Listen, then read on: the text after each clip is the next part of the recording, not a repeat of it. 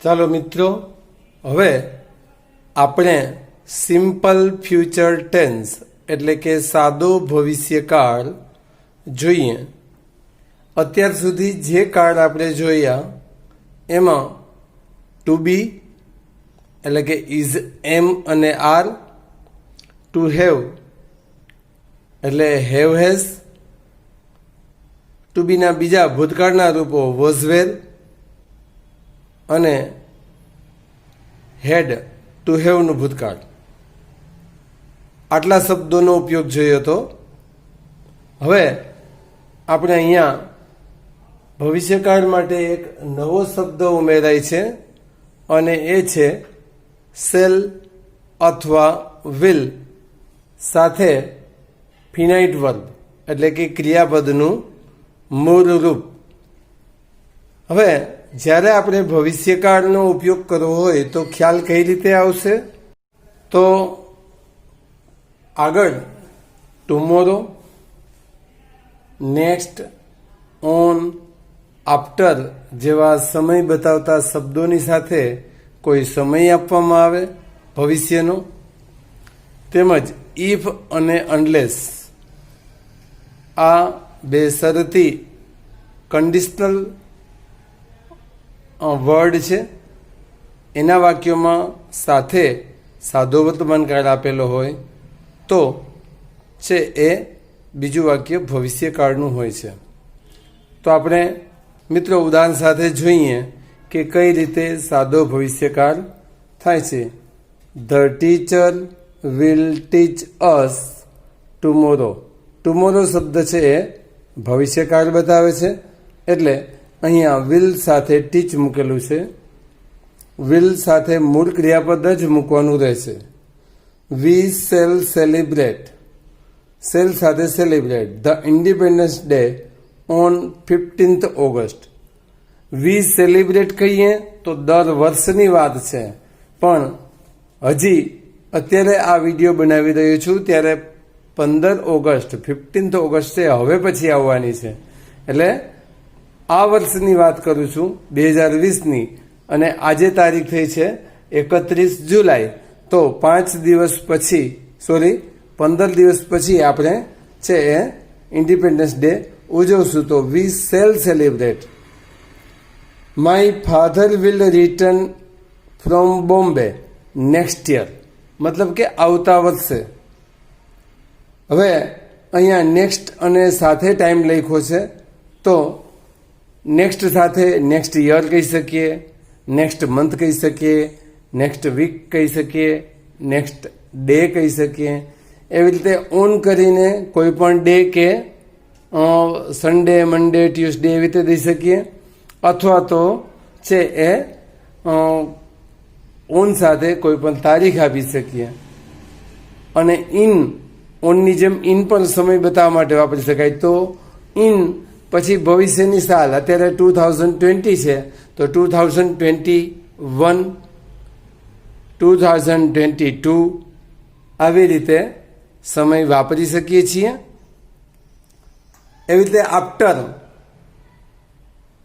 2020, after 2021 આવી રીતે પણ આફ્ટર પછી પણ ભવિષ્યનો સમય વાપરી અને ભવિષ્યકાળ વાપરી શકીએ છીએ. હવે જે રીતે મેં ઇફની વાત કરી હતી તો ઇફનું ઉદાહરણ, ઇફ યુ કોલ મી, જો તમે મને ફોન કરશો અથવા તો મને બોલાવશો તો I will come with you, તો હું તમારી સાથે આવીશ. બોલાવશો, આપણે સાદો વર્તમાનકાળ શીખ્યા ત્યારે મેં વાત કરી દીધી કે ઇફ અને અનલેસની સાથે સાદો વર્તમાનકાળ વાપરી શકાય છે. જો અહીંયા સાદો વર્તમાનકાળ હશે, સિમ્પલ પ્રેઝન્ટ ટેન્સ હશે, તો પછીનું વાક્ય છે એ મોટે ભાગે વિલ વાળું, સહાયકારી ક્રિયાપદ વાળું હોય છે એટલે વિલ કમ. અહીંયા આઈ અને વી આ બે શબ્દો એવા છે કે એની સાથે સાલ વપરાય છે, જ્યારે બાકીના બધા શબ્દો સાથે વિલ વપરાય છે.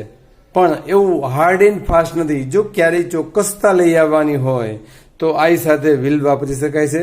અહીંયા વી સાથે સેલ વાપર્યું છે, ત્યાં પણ આપણે વિલ વાપરી શકીએ. પણ જો કોઈ પણ કાર્યની નિશ્ચિતતા હોય તો છે એમાં વિલનો ઉપયોગ કરી શકીએ છીએ આઈ અને વી સાથે. નેક્સ્ટ સેન્ટેન્સ છે અનલેસ ઇટ રેન્સ, તો જો વરસાદ વરસશે નહીં તો the crop will not grow well. Will નોટનું ટૂંકું રૂપ વાપરેલું છે. અહીંયા તમને મેં બે સેલ નોટ અને વિલ નોટના ટૂંકા રૂપ શાન્ટ અને વોન્ટ છે બતાવેલા છે. આઈ અને વી સાથે છે શાન્ટ વપરાય, બાકી બધા સાથે વોન્ટ વપરાય નેગેટિવ કરવું હોય તો શોર્ટ ફોર્મ માટે. તો અહીંયા વિલ નોટનું ટૂંકું રૂપ વાપરેલું છે the crop will not grow well, પાક સારો ઉગશે નહીં.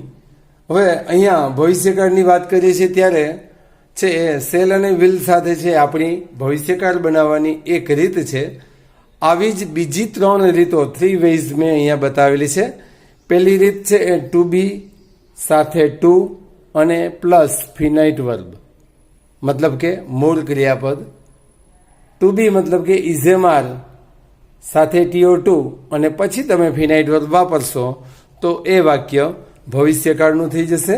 અહીંયા એનું ઉદાહરણ જોઈએ. The teacher is to teach. જ્યારે તમને મેં સાદો વર્તમાનકાળ શીખવ્યો હતો ત્યારે મેં તમને સ્પષ્ટથી વાત કરી હતી કે ઇઝ એમ આર જ્યારે વાપરીએ તો એની સાથે એક્શન વર્બ વાપરવાનું નથી. પણ અહીંયા એક્શન વર્બ વાપર્યું છે પણ ખાસ ભેગું ટુ પણ વાપરેલું છે, એટલે ઇન્ફિનાઇટ વર્બ વાપરેલું છે. એટલે ઇન્ફિનાઇટ એટલા માટે છે આગળ ટુ આવી જાય છે એટલા માટે. એટલે અહીંયા ટુ સાથે ફિનાઇટ વર્બ, મતલબ કે ટુ મૂકશું એટલે ફિનાઇટ વર્બ જ આવશે. તો the teacher is to teach us tomorrow. બીજી રીતની વાત કરીએ. ટુ બી એટલે કે ઇઝેમાર સાથે ગોઈંગ ટુ અને પછી ફિનાઇટ વર્બ. ટુ વપરાઈ જાય છે એટલે ફિનાઇટ વર્બ જ હોય. તો the teacher is going to teach us tomorrow. અને ત્રીજી રીત આપણે જ્યારે ચાલુ વર્તમાનકાળ કર્યો હતો, પ્રેઝન્ટ કન્ટિન્યુઅસ ટેન્સની વાત કરી હતી ત્યારે મેં વાત કરી હતી કે એને પણ આપણે ભવિષ્યમાં વાપરી શકીએ છીએ. તો ટુ બી સાથે પ્રેઝન્ટ પાર્ટિસિપલ, તો ટુ બી એટલે ઇઝેમાર સાથે ફિનાઇટ વર્બ પ્લસ આઈએનજી, મતલબ કે પ્રેઝન્ટ પાર્ટિસિપલ વિથ આઈએનજી, એટલે કે the teacher is teaching us tomorrow. હવે જે આપણે આ 3 રીતો જોઈએ ઉદાહરણ સાથે, તો આને કમ્પેરિઝનમાં જો જોવા જઈએ કેની સાથે, તો વિલ સાથે, તો બંનેમાં શું તફાવત છે? તો ગુજરાતીમાં તફાવત પડશે. The teacher will teach us tomorrow. શિક્ષક અમને આવતીકાલે શીખવશે. અહીંયા શીખવવું શબ્દનું શીખવશે એવું ગુજરાતી થશે. જ્યારે અહીંયાની આ જે 3 રીતો છે એની અંદર ગુજરાતી છે એ એવું થશે, શિક્ષક અમને આવતીકાલે શીખવવાના છે. કારણ કે ઇઝનું ગુજરાતી આપણે જાણીએ છીએ છે થાય, તો શીખવવું એનું શીખવવાના શબ્દ છે ભવિષ્ય બતાવે છે.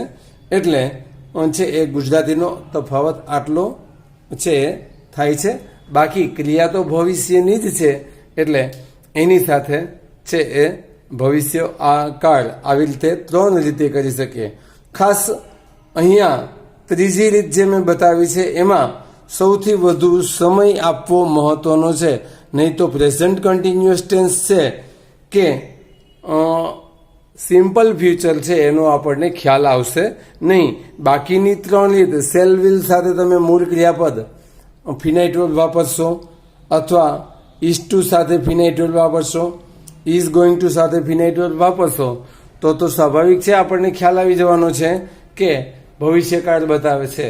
પણ અહીંયા ધ ટીચર ઇઝ ટીચિંગ આ શબ્દને વાપરશું તો આપણા મનમાં છે દ્વિધા, મતલબ કે વિચાર આવશે કે હાલની વાત કરી રહ્યા છીએ કે ભવિષ્યની વાત. અને એટલા માટે ટુમોરો શબ્દ અથવા કોઈ પણ ભવિષ્યનો શબ્દ આપવો જરૂરી છે. સાથે સાથે તમને બીજી એક વાત અહીંયા હજી એ પણ ધ્યાન આપવાનું છે કે ટુ બી સાથે ગોઈંગ મૂકીએ છીએ. અહીંયા ઇઝ ગોઈંગ, પણ ભેગું પાછળ ટુ મૂકીએ છીએ. એટલે ધ્યાન આપણે એ રાખવાનું છે કે ગો એટલે જવું. તો અહીંયા ગોઈંગ ટુ એક વિશિષ્ટ રચના છે ભવિષ્યકાળ બનાવવા માટેની. એટલે ગોઈંગ ટુનું ગુજરાતી કાંઈ થવાનું નથી. જેમ આપણે સાદો વર્તમાન કાળની અંદર છે નેગેટિવ સેન્ટેન્સ કે ક્વેશ્ચન સેન્ટેન્સ બનાવતા હતા તો ડુ કે ડઝનો ઉપયોગ કરતા હતા. એવી જ રીતે સાદો ભૂતકાળ બનાવતા હતા ત્યારે આપણે ડીડનો ઉપયોગ કરતા હતા. પણ ડુ ડઝ કે ડીડનું કોઈ મહત્વ ગુજરાતી કરવાની રીતે કોઈ રહેતું નહોતું. એવી જ રીતે અહીંયા ગોઈંગ શબ્દનું કોઈ ગુજરાતીની રીતે મહત્વ નથી રહેતું. એટલે એ અહીંયા આપણને ભવિષ્યકાળ ગોઈંગ ટુની રચના છે એ આપણને ભવિષ્યકાળ બતાવવા માટે વપરાય છે. એટલે એનો છે એ કોઈ માત્ર ભવિષ્ય બતાવવા જ પૂરતું મહત્વ રહેશે. ગોઈંગ ટુનું ગુજરાતી ક્યારેય જવાના છે એવું કરવાનું નથી. The teacher is going to teach us tomorrow. શિક્ષક અમને આવતીકાલે શીખવવાના છે. શીખવવા જવાના છે એવું નહીં જ. આ ખાસ વસ્તુ ધ્યાન રાખવાની. અને આ રીતે આપણે ભવિષ્યકાળ બનાવી શકીએ છીએ. Thank you.